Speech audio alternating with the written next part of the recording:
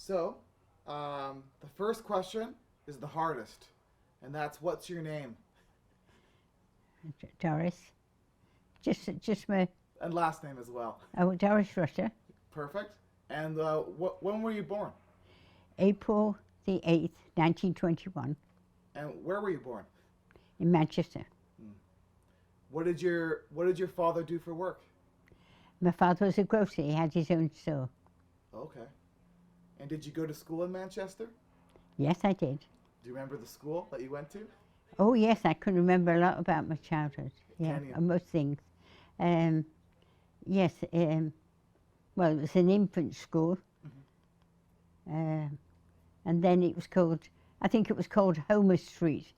Mm. But I only went for a little while there because then I passed the 11 plus and I went to high school, a girls' high school, which was Juicy Avenue Central School. Mm.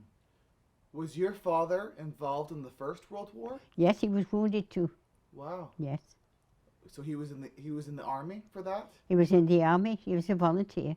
Oh wow. And he was wounded and then, but they still sent him back wounded, limping with a cane to the trenches.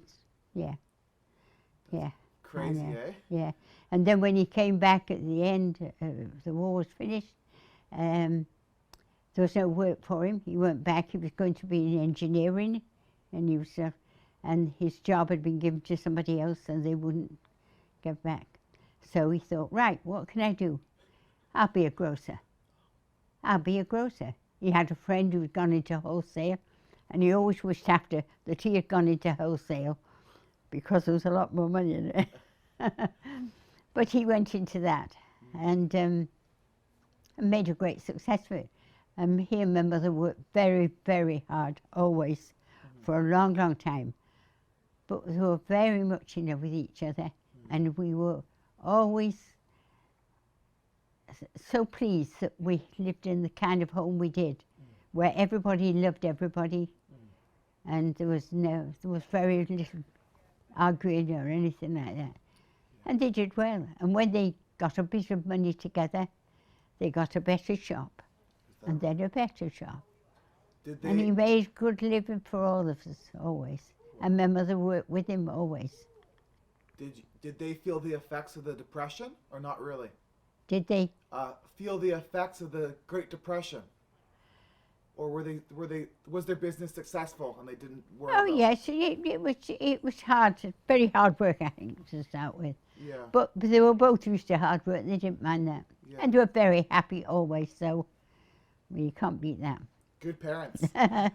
Yeah. And did you have any? How many brothers did you have? I had one brother, Arthur, the one that was with the Japanese, Right. that we talked about before.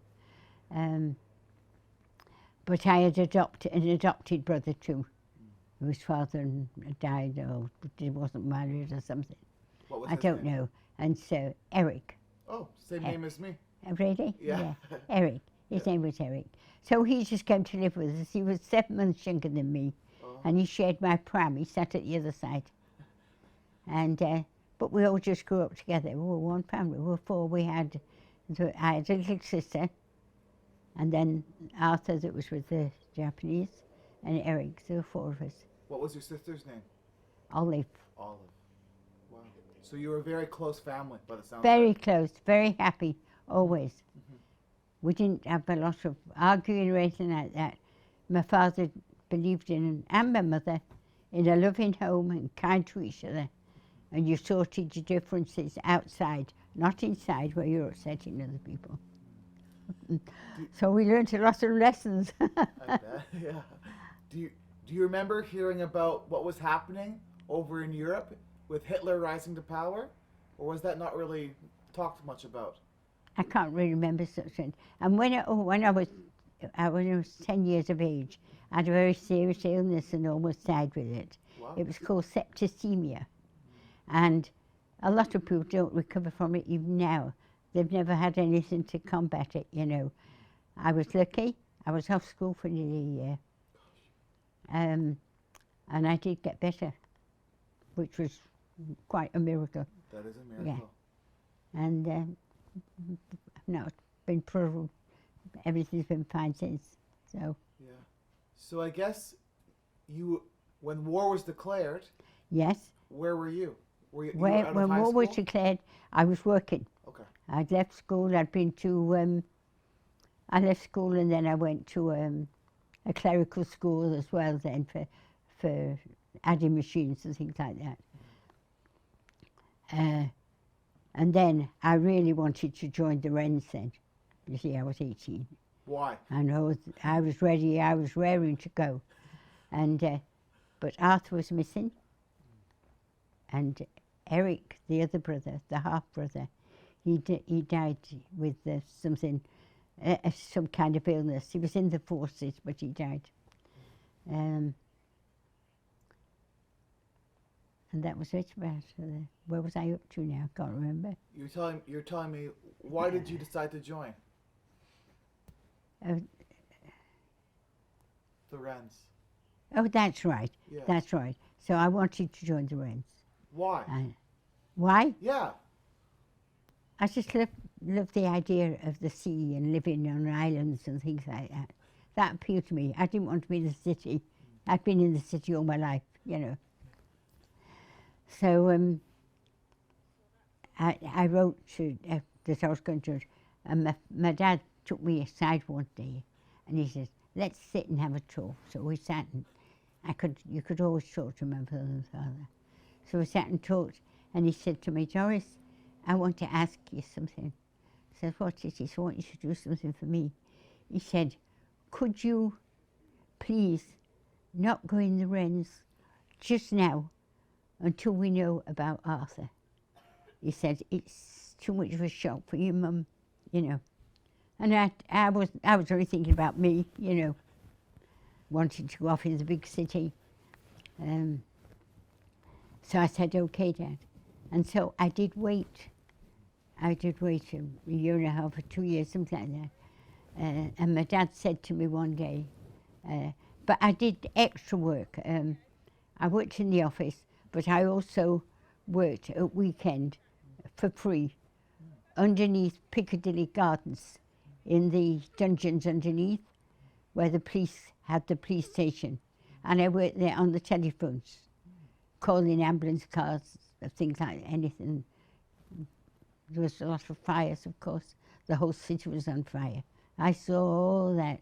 I stood there and watched Piccadilly burn with the flames coming out of things and everything when I was, what, 18, 17, 18. So I waited then. And then one day my dad said to me, "You know, Doris, I'm going to take that back now." And he said, "If you want to go, you go with my blessing." We didn't know what was happening to Arthur. We didn't know if he was alive or dead. He said, "But if you wait any longer, they'll put you in some horrible job that you'll hate." He said, "But if you can still get in the Wrens, go." I was in by lunchtime, signed on the dot. Yes, that was how keen I was. But I kept my promise to my dad, and he kept his promise to me. So that was it. When was Arthur captured? Right at the beginning? Yes, I know. When Singapore fell, he was the intelligence officer of a group of men that they know they were going to have to give in. So they prepared a group of men of the intelligence regiment on a boat. I think it was called the Firefly, something like that, to leave Singapore before the Japanese came in. To leave there, I think there were 28 men. And he was in charge. And so they all got on the boat. They were out in mid-ocean when the Japanese bombers came over and bombed them and killed all but 2, my brother and one other person. I don't know. I think the other man finally made it, but I'm not sure, I can't remember. But my brother, of course, did. He wouldn't have been if he hadn't been a wonderful swimmer. And he gave the other man his life jacket because he was a much better swimmer. But it took him a long, long time to swim round. And he said he almost gave up many, many times. And he thought, you know, you should give up. You have to, well, same.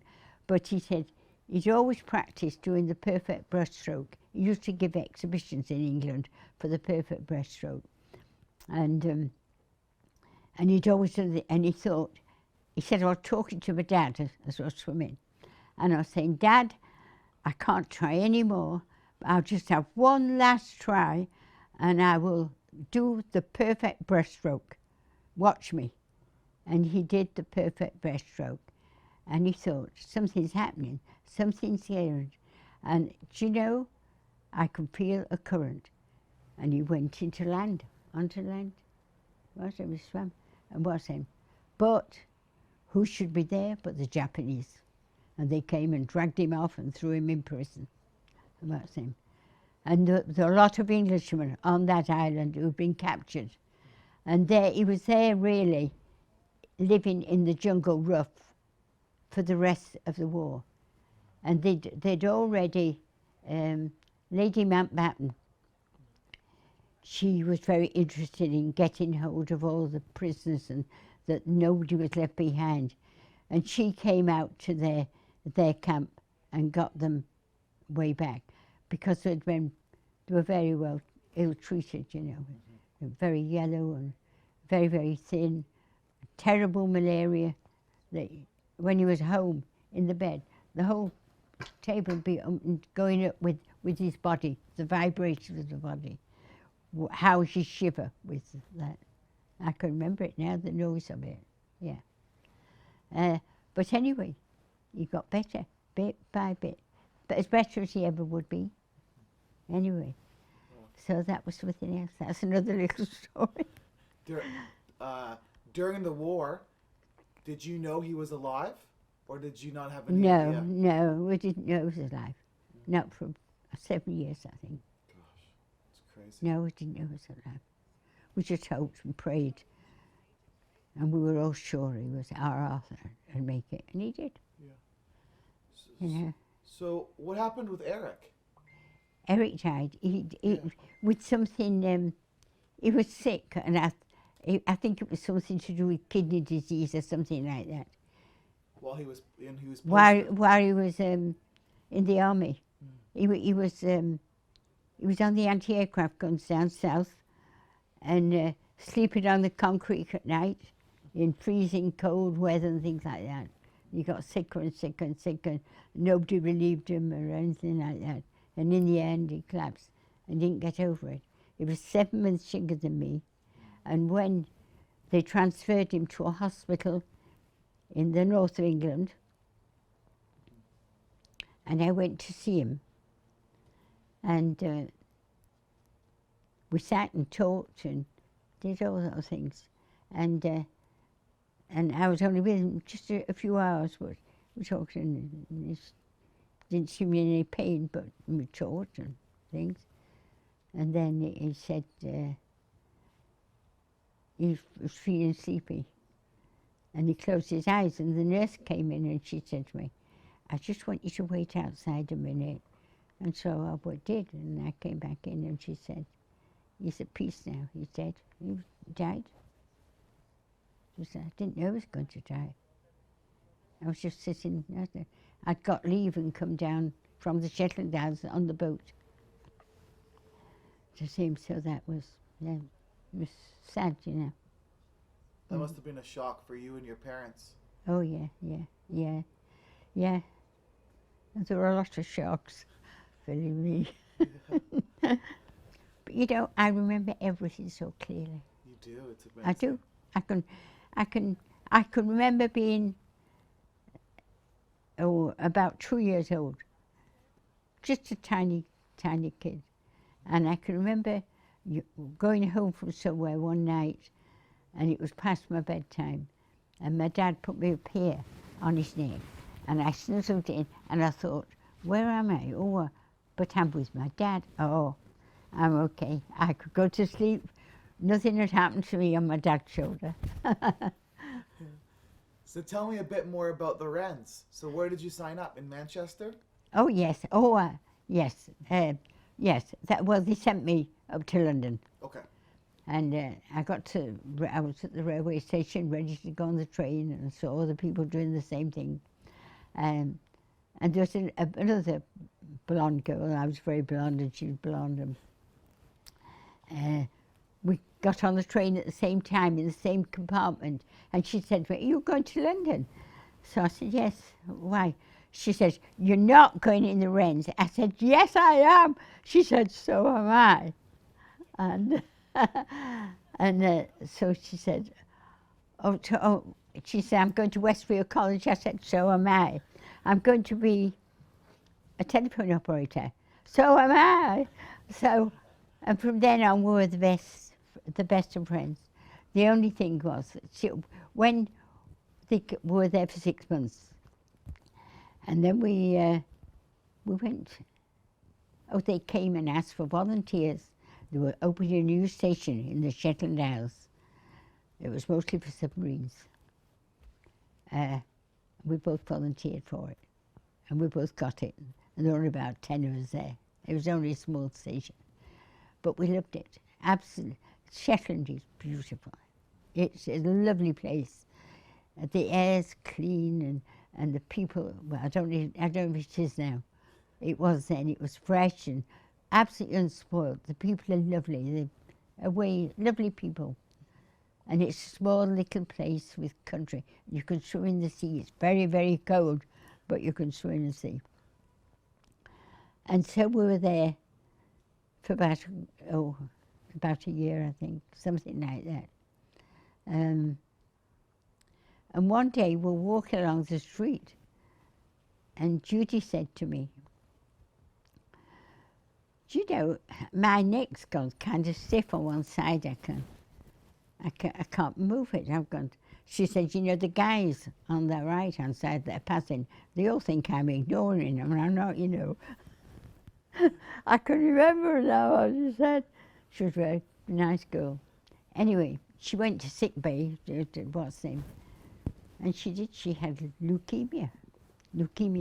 No hope at all. No hope at all. They couldn't do anything for her at all.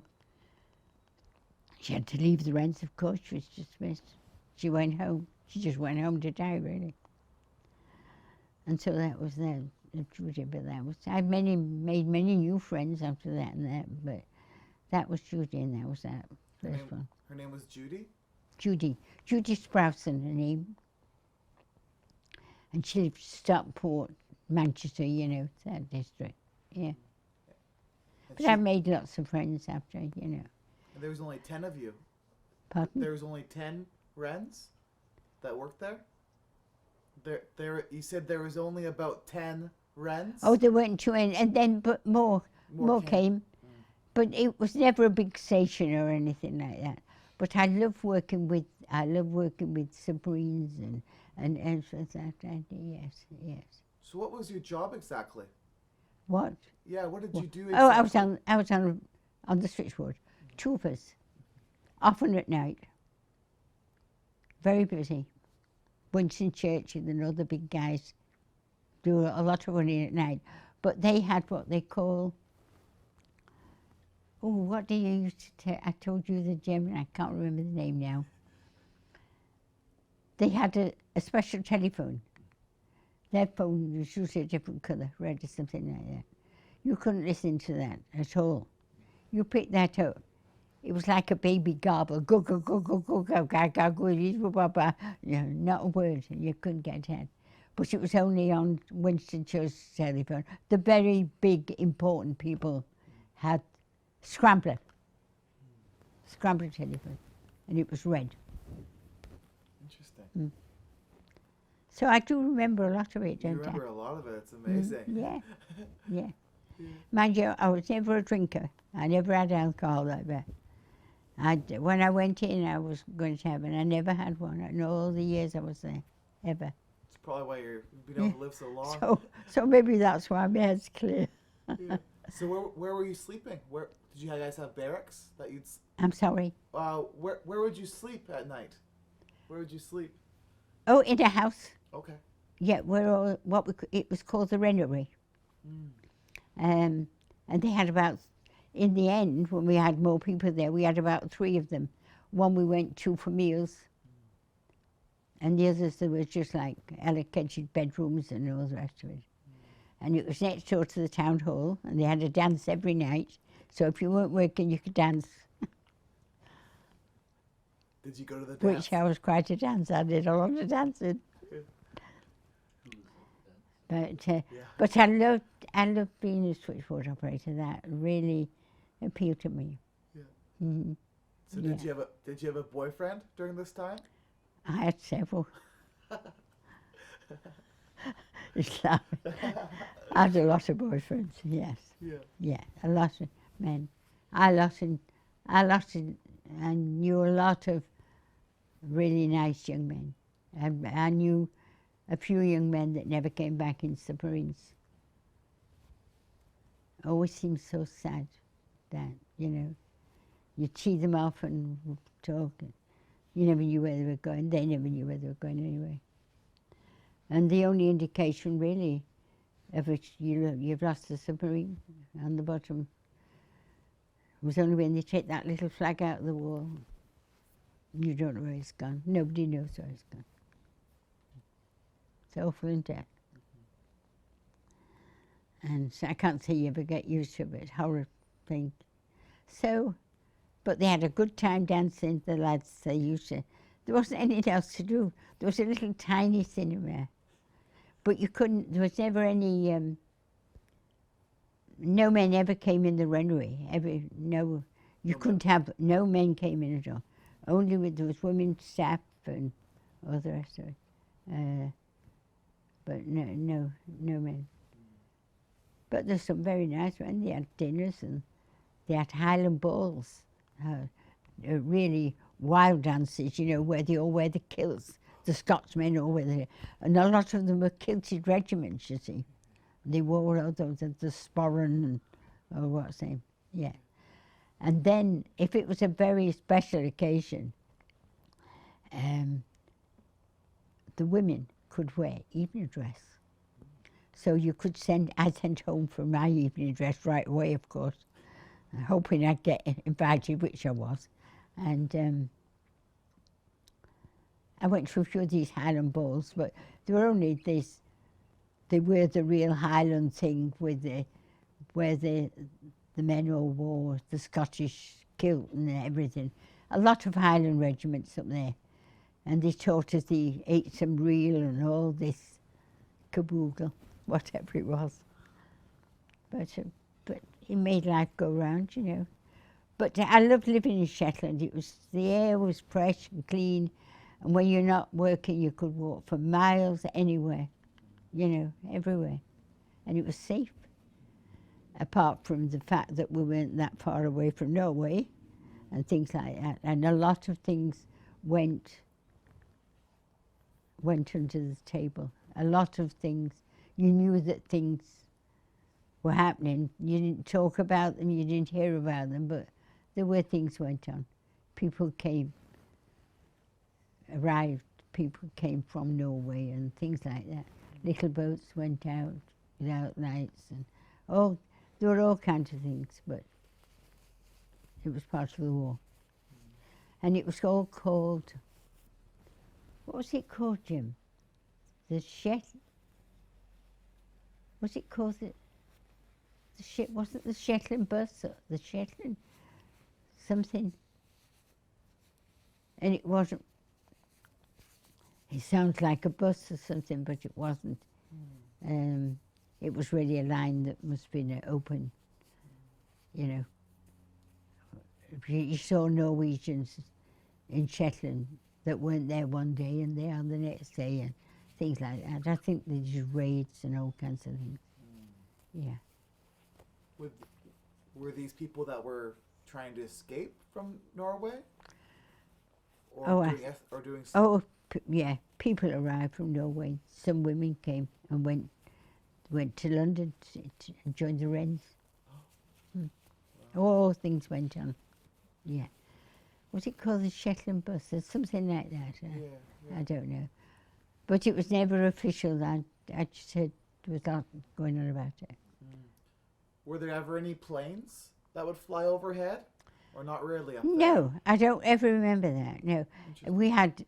we had a lot of Air Force training there. There were thousands of men in Shetland coming for training and things like that. As I say, there weren't very many women, but there were hundreds. Every dance that you went to, they had. It seems silly, but now they had men all round the outside. The men stood deep, 4 or 5 there, and the women, the only women there were, not enough to go round by any means, they danced with them, and every dance was an excuse me. So you may have 4 steps with one and then you on to the next. See, so a lot of that went on. But anyway, they had a little tiny cinema too, where they put the odd film on. You could go and see a film. Did any of the girls get married? Oh, lots of girls got married, yes. But you had to leave if you got married. Is that So right? that was, yeah. Well, I think you did anyway. Anyway, anybody I knew who got married left. When did you meet your husband? Well, this is funny. Yeah, this is funny. Somebody said to me, it was my friend, it was Judy. Yes, it was Judy. It was when Judy was alive, early on. And the boy on the submarine that she was kind of keen on, he'd done something wrong. He threw a gun or something across, and you're not supposed to handle firearms like that. And so he was detained. He could only stay on board ship. He couldn't go off and dance or anything like that. That was his punishment. Ian, his name was, Ian Gunn. And so she said she wanted to go down and see him on the submarine, but she didn't want to go on her own. Girls don't like to do it bad. They want, well, maybe they do now, but then girls are a bit shy. And so in the end, after being persuaded over and over and over, I went down with them. And there were these guys on the submarine, the Yored. It was a Norwegian submarine. It had 3 liaison. It had to have 3 Englishmen on board. I'm trying to think now how. The questions that you asked me now, I've lost it now. How you met your husband? That, how I met my husband, yes. Yeah. And, they made us tea. What's funny now, their kind of wardroom might be as big as this. You and me and this was him. And there were half a dozen you had to fit in there. It wasn't very big. So they made us a drink, and we sat and talked for a couple of hours. And Jim Sand was sitting opposite me, there was him. And he said to me, "Did I hear you say that you come from Manchester?" So I said, "Yes." He said, "My sister lives in Manchester." He said, "She lives in Didsbury." So I knew Didsbury, so we started chatting about it and that, So, and we got on well, talk about all kinds of things. And so then it was time for us to go. So we went. And you never knew when they were going, if they were going to be there ever again, So we came back, and then you have to go through some barbed wire that is around them. And so as we walked round the barbed wire, as I was walking away from it, a couple of the men called Judy to come back to the wire the other side and said, "Would you write to me what was him?" But they didn't ask me. And so I started to walk away then with her. And I got about, maybe 20 yards or something away. And I heard somebody shout, "Doris!" And I turned round. And there was my husband. The others had gone, just him at the wire. He wasn't going to ask anybody in front of anybody. And so he said, "Would you write to me?" And I said, "Yes, I would." And so And so we started to write. And he wrote to me every day. Every day. I didn't. I wrote when I felt like it. And what's him? And he was away a long time. I didn't see him there again. No, I don't think I saw him again. I didn't, not there. But he wrote to me from all other parts of the world. And he kept all the letters. He wrote me every day. And he went to different places, going east, you know. And Malta. yeah, I'm trying to think then what Sabrina was on. Euphrates. That's his picture on the halls, you see there. And he was on the... Unseen. Yeah. And the tireless. So that's further on where he was. So when was the next time you saw him?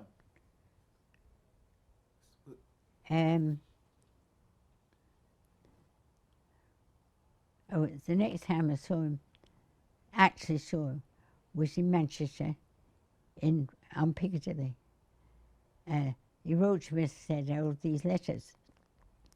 And then he heard, it was over a year or so, that he would be coming home. He would be coming home sometime.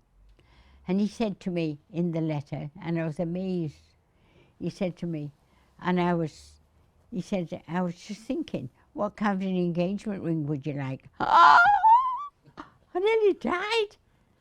Engaged. No such thing has ever been mentioned or anything. I thought, oh, I must stop this right away before he gets wrong ideas. But, and I did told to him. He said, oh no, it's okay. I know you're for me, I'm for you. And he just left it like that. So it was a long time, and wrote, and, you know, different things. But anyway, I got this letter saying, to meet him in Piccadilly. He was home, he got his leave, and to meet him in Piccadilly. So I did that. And he said, I'd like to go and see your mother and father. So that night we went to see my mother and father. And he told my dad, Doris is free, and I'm very serious about this. But Doris doesn't know her own mind about anything like that yet. And so he waited till I made up my mind. And what's then? Hello? And then we got married. Huh? And then No, we were doing that interview. and then he found out he was going abroad again, and he went to the Far East then. And by the time he went out, I was pregnant. I was married, of course. And that was that. So I just stayed home and had a baby while he went out to Australia. I didn't see the baby till Jim, till he was a year old. But we're very happy, so So so that's about it. you must have made quite an impression on him. If he only met you once and then Yeah. wanted to get married. I know, yeah. Did your parents like him right away? Pardon? Did your parents like him right Oh away? yes, very much so, very much so. Oh, he was very strong, reliable, very handsome, very tall. Quite a gentleman. He was very nice. When were you married? Where were we married? Yeah, and when? What, 19... After 40... 44? Oh, I can't remember. 1944. Well, you know anyway. Well, I was born in 46. So it must Pardon? be 44. Yeah. So the war was still on when you two got married. Pardon? The war was still on when you Oh, two got married. yes. We got married, and he got... and it was soon, the day we got married in January. We got married. They had to carry the bridesmaids over the thing. I had quite a nice white wedding and everything at the church. And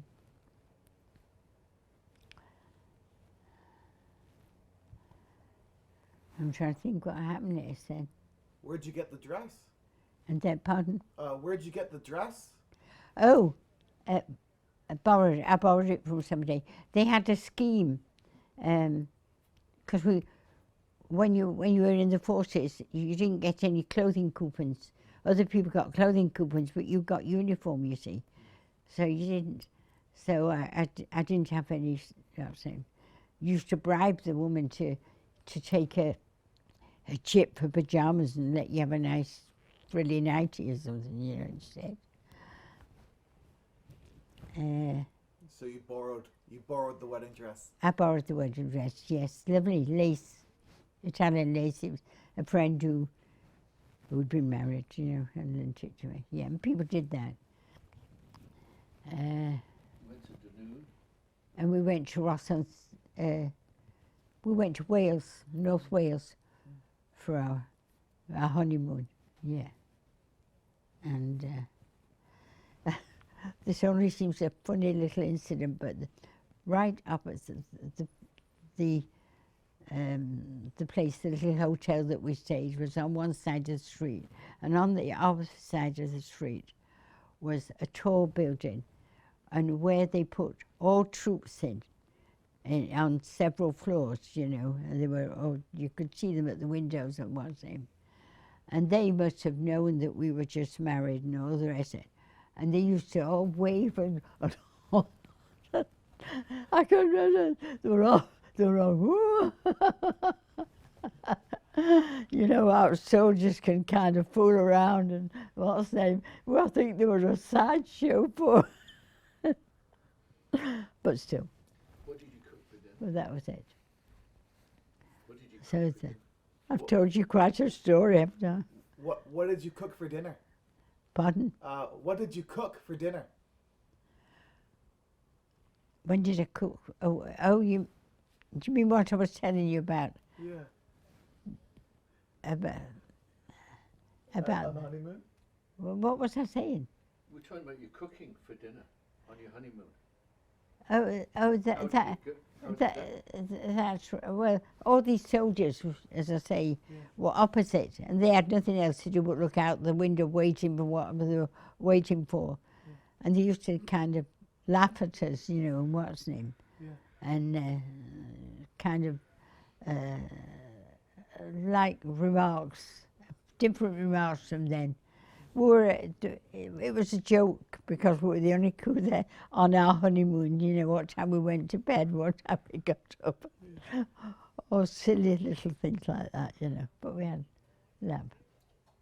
What did you cook for dinner? Was that where you did the cooking for Dad first time? Yeah, probably, yeah. I can't remember. Tater hash. Oh, that's right, tater hash. Yeah. Tater hash, potato hash. What's that? It's a dish made with potatoes and it's all mashed up together. Yes, yeah, yeah. Do you know, I'll tell you one funny thing, I can't help but when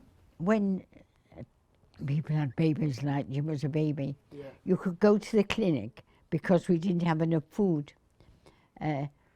You could buy cod liver oil, which of course is terrible stuff, awful, awful.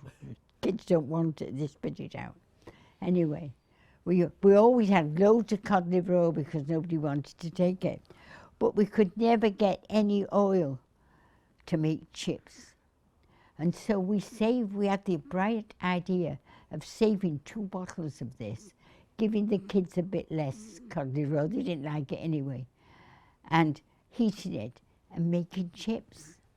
And we had this golden, I'll tell you, we got saved the chips, we had them all cut up neatly, and when they got hot, the oil, it didn't smell very nice, but we dropped them in this, and they made the most gorgeous chips, golden brown, till you started to eat them. Oh, they were horrible. They were like poison. Nobody liked cod liver oil to start with. And nobody liked it anymore after that. But people did make amends. Oh, okay, all kinds of things. Make new out of old, and different kinds of cakes without any flour in anything, all kinds of things like that. Yeah. Did you have to quit the Wrens after you got married? No, only if I got pregnant. But oh no, this was So you got married, had your honeymoon, and then you went back to the Shetland Islands, yeah, I think that. and you were separated again. Yeah, Was that difficult? and then oh yeah, hated it. But then when I did see him, we got pregnant again, so it was okay. And in fact, I got pregnant, and then he went away, taking young Jim there with him. And so he was away from me, and I was just at home looking after. I was looking after the baby. I'm sorry. What did I say? Dad was on his submarine in the China Sea when I was born, remember? Yes, I know. And you made a phone call. And you made me cry so he could hear me. Oh, that's right. Wow. Yes. Yeah. Yes. Yes. He didn't know he was born for a couple of days, but he got this telegram to say that he was born. But he wouldn't. I wanted him to cry or something like that, and he wouldn't. So when I pinched his toes, and he could. So he heard his dad. So that's the only way you could get him to cry. And that's what he did. And he didn't come home till he was a year old. It was a long, miserable. I would never tell anybody to do it. It was a long, lonely, miserable, unhappy time. You're neither one thing nor another. I wasn't in the forces. I hadn't got all those girls and that behind me anymore. I was at home. They'd lived their lives. They were doing their thing, you know. You lived with your parents? Yeah, and I felt lost, you know. But then my brother came home and things started to, same. Was your sister in the service? Olive, no. No. And no, what did Olive? Well, she was younger. She was sent away to live in the country. She's like 5 years younger than me, so she missed out on that. And of course, there's an awful lot of bombing in Manchester. There were fires and explosions, and people killed every night. You used to walk into work next day because you probably couldn't get a bus because there'd been big raids every night. And you used to see on the church doors, they used to put notices attached of the people who had been killed the night before. And very often, they didn't know the names of the people. Somebody young girl wearing red coat, green shoes. Something that somebody might recognize somebody had been wearing, you know. So, yeah.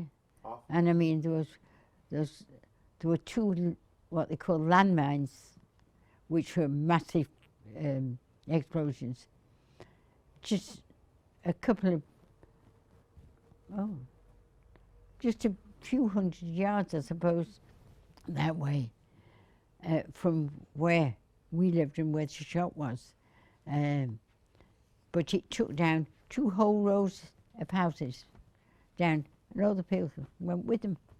They were dead. And I walked to work the next day, and I walked past them, and they had them laid out on the floor of the pavement outside with white covers over them. Yeah. You saw an awful lot of horrible things.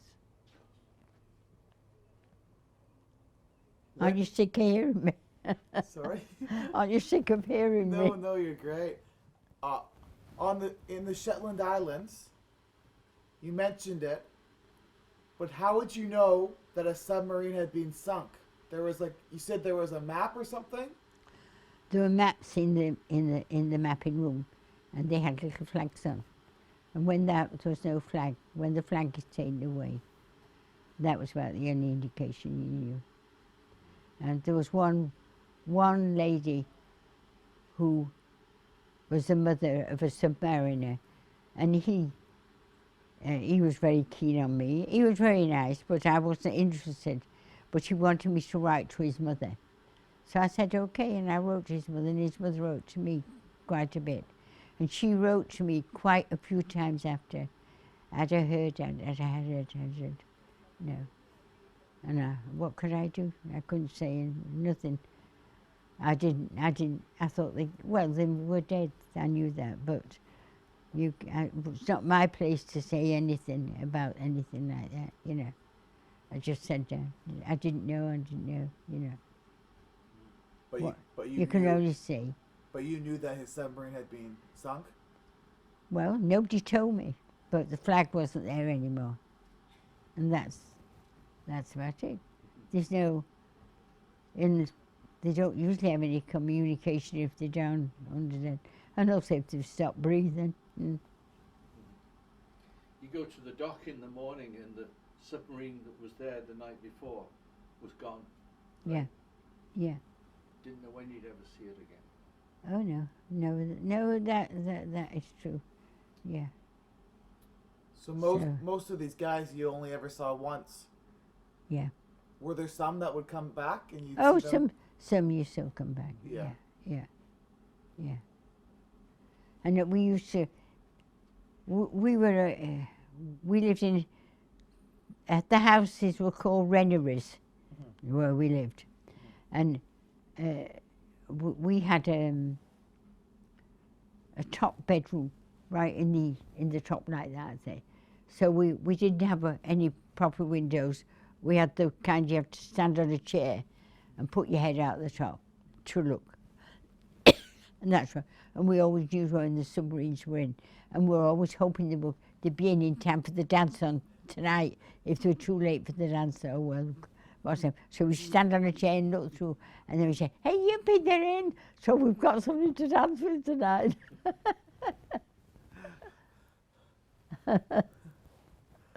So there was but I loved being in the Wrens. I liked being with all the other nice girls. And they were nice people to be with, you know. We had beautiful food. Some of the food was lovely. The fishermen went out and caught fish in the night, and we had it for breakfast. Beautiful. I loved it. You know, where you couldn't get that normally, you know. But the fish is there in the water waiting to be fished out. You didn't get much butter though, did you? You didn't get much butter.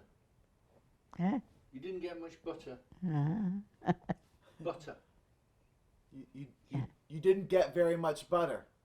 Oh yeah. Everything was restricted. So. It sounds like you got quite fortunate with your posting. It was a good posting you had. Oh, the Shetlands, yeah. It was a good one. And it was a new one, just starting. So you had to say what went on and, you know.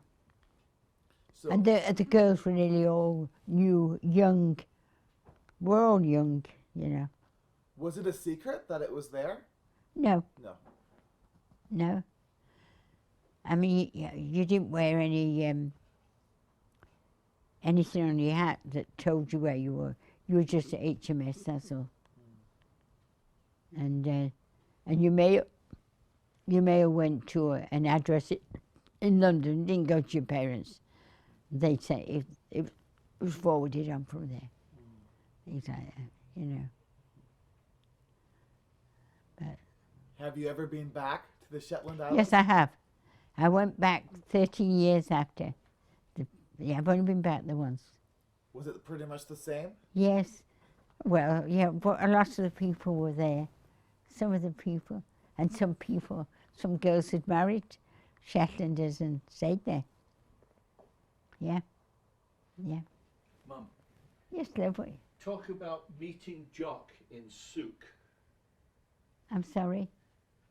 Talk about meeting Jock in Souk. Oh, yes. Jock. What's it? I've forgotten his name now. Go for it. Yeah. We always Yes, we always that's had it. the story.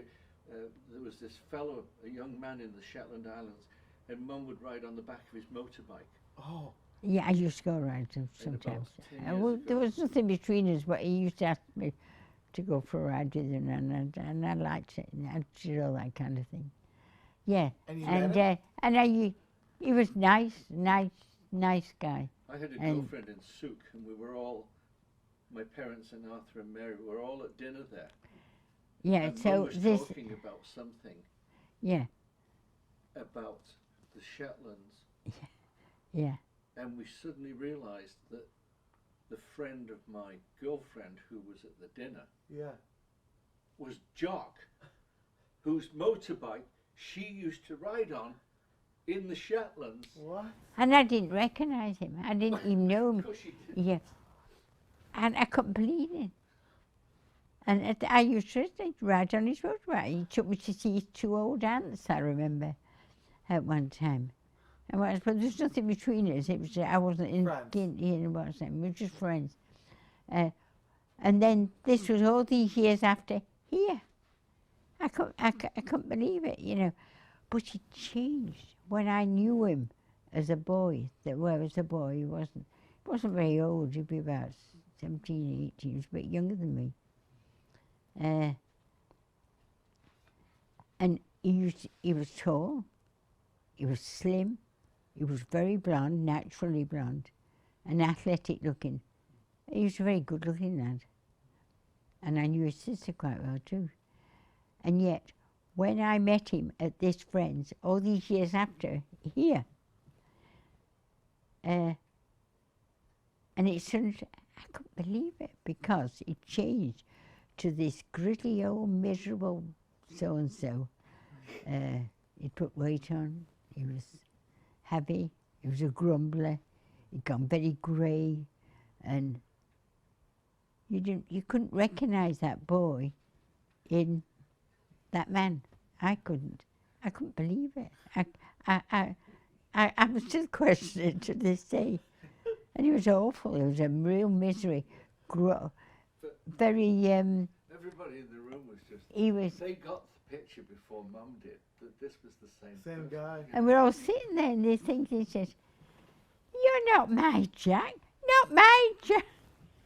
Crazy, eh? I couldn't believe it. I couldn't say you're so horrible, but he was. He'd really changed. He was a handsome youth and very nice and very well spoken and everything. He definitely deteriorated terribly. And he had a great big grunge on his shoulder that he hadn't got his fair shake of everything. That his father died, so he couldn't go to the best schools. And you know, he was a groucher. He was probably upset that you left the Shetlands. Maybe so, I don't know. I don't know, but no, he wasn't for me. Yeah.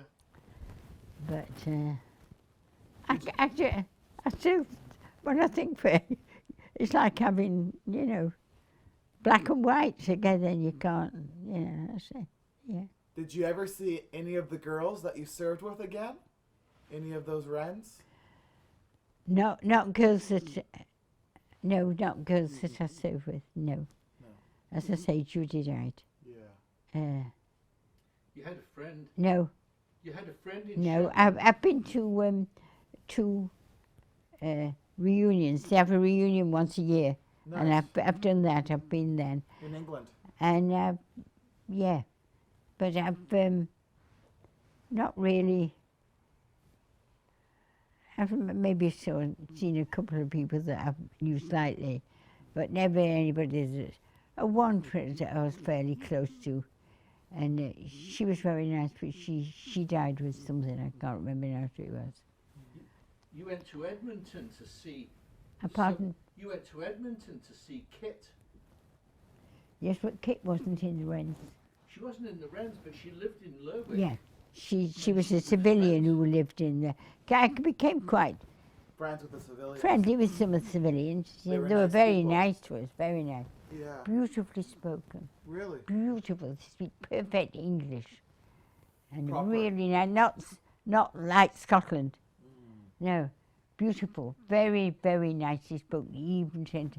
And the women are quite nice looking, very lovely complexions and things like that. The air, it's gorgeous. It's like drinking in fresh air. I'd love to go Yeah. someday. Yeah, Sounds- lovely. You should go. I mean, it's changed a lot now, I'm certain. But North very Seas and nice. You go down North on the Sea plane They're there, eh? Changed a lot. Yeah. Yeah. How are you doing? pardon? You all right? Yeah, fine. You've done a great job. I'm trying to think if there's anything else I have to ask you. You've lived in Victoria quite a long time. Why are you leaving now? Yeah. Why are you leaving Victoria? I'm not. It's the wrong year. I'm sorry. Why are you leaving Victoria? Why are you moving? When am I leaving Victoria? Why? Why are you moving? Why? What's the reason? Oh, why? Yeah. Why? I thought you said where.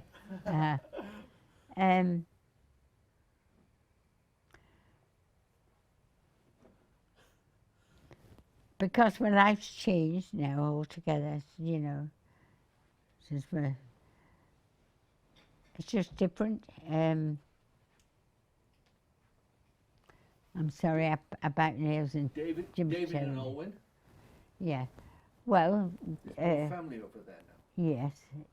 Jim, Owen's gone to live in Greece. She was divorced and she decided to go round, and she loves it, and she's got a house there.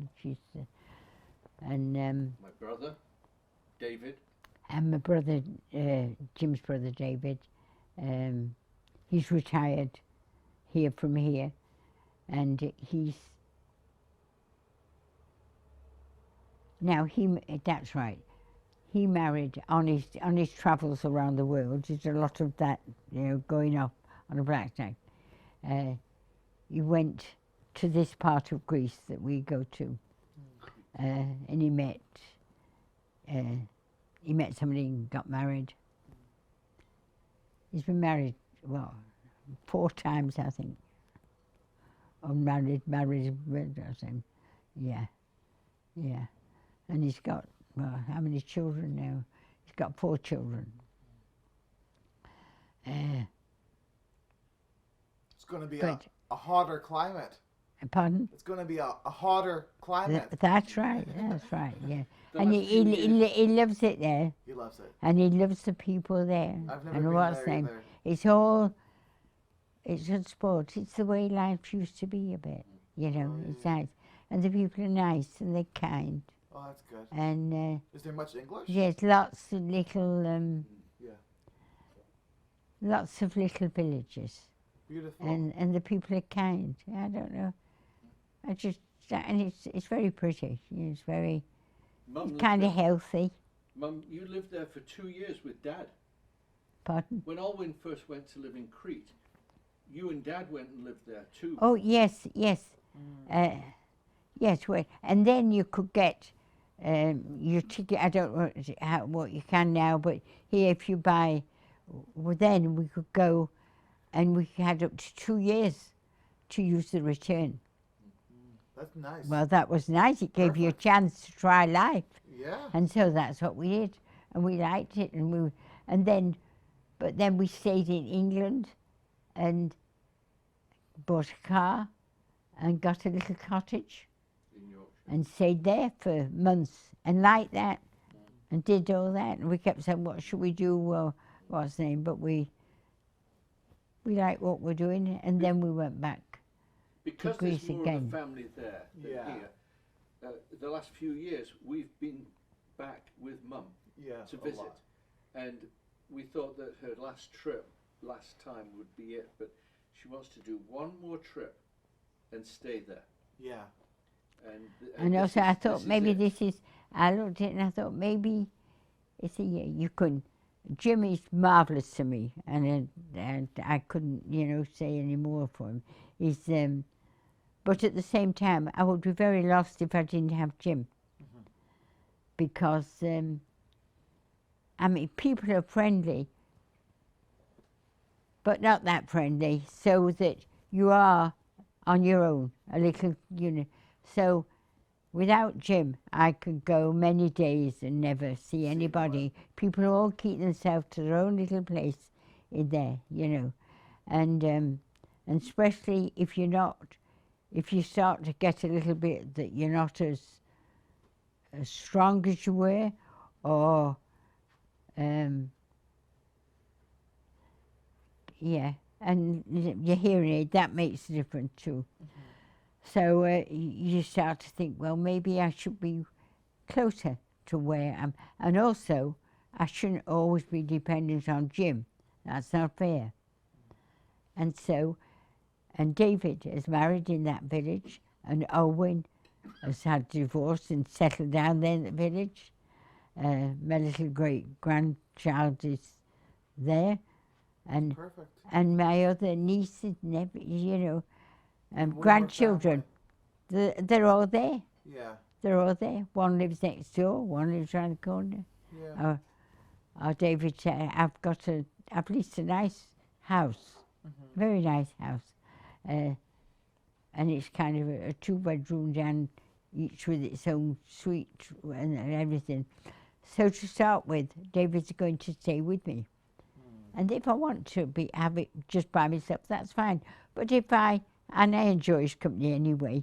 And a lot of things I don't understand, such as the electric system is different, and I don't speak the language either. So it's nice to have somebody that knows all those things, right? Rather than 2 o'clock in the morning and think, how do I turn the light off, you know? That kind of thing. And I thought, no, while I'm still well and able to look after myself, I'd rather go and do that. And I get on very well with David, my other son, too. And very well with my daughter. We're all good friends. And they both offered me a home. I mean, Owen offered me to go and stay with her. But no, I'll be independent. I'll stay on my own. So that's what we'll do. That's exciting. You're amazing. And also, I like to paint, you Okay, see. I right. paint. Yeah. Yeah, and so I'm not very good. David, You are good. my son, is a marvelous artist. Is that right? That you see, that first. Well, they're both his, but that first one there. If you look at the detail in it, it's so fine drawing. What's his name, and he does marvelous things like that. And even though he's retired now here, if they're putting up new hotels and skiing slopes and things like that, they call David to go and do all the drawings. He draws everything out by hand, does marvellous maps like this, beautiful, in detail, to every ball, every little body on the beach, and the detail is wonderful. And he gets paid very well. That's perfect. So he's got that situation. And so he loves it, and his kids around the corner and all that. And very often they all have dinner together, one person will make it. It's a nice thing. So I'm not going to be lonely there. No. They're around me. You'll have more people. Yeah. So I thought, do it now where I'm still able to enjoy it. Of course. I'm sad about leaving Jim, that's the only thing. But you can't have everything. And it's only fair that he has some time without looking after me. Not that he does much for me, but he's always there if I need him. And that means a lot, you know. Just 2 floors up, right? Yeah, It's very nice. yeah. Yeah. Very exciting. Do you get many like me on the No. Hey? No, I No. can't. No. Oh. Not many veterans that are getting ready for a big move. I can't think of any. Yeah, not sideways anyway. Yeah, yeah. Moving on. Yeah. Or to a retirement home or something. I know, But his mum's starting a new adventure. exactly, I love it. Why not? Yeah. Why not? Yeah. We're having trouble We often have dinner together because Jim's in one apartment. His Yeah. daughter is in another apartment. That's and I'm here, and a friend is there as well. So very often we have dinner for lots of people together, That's great. and we 2 take years ago, turns. David and Alwyn, Take turns. that are back in Greece, they were also here in this building. Wow. Yeah, So everyone was here. Yeah. the Rutter building. Yeah. Exactly. Well, that's great. You've done a great job. I've enjoyed it. Yeah, you're very easy to talk to. So Yeah. thanks Yeah. for Well, your you time. are too. Thank you. The only other thing I want to do Yes. is I want to get a picture of you, holding the picture of you from the past. I'll get it set up. Yeah. Will Mum stay where she is? Yeah.